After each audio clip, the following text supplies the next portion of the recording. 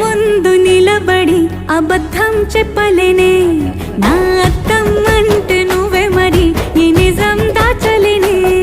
ఆ అద్దం ముందు నిలబడి అబద్ధం చెప్పలేనే, నా అద్దం అంటే నువ్వే మరి ఈ నిజం దాచలేనే.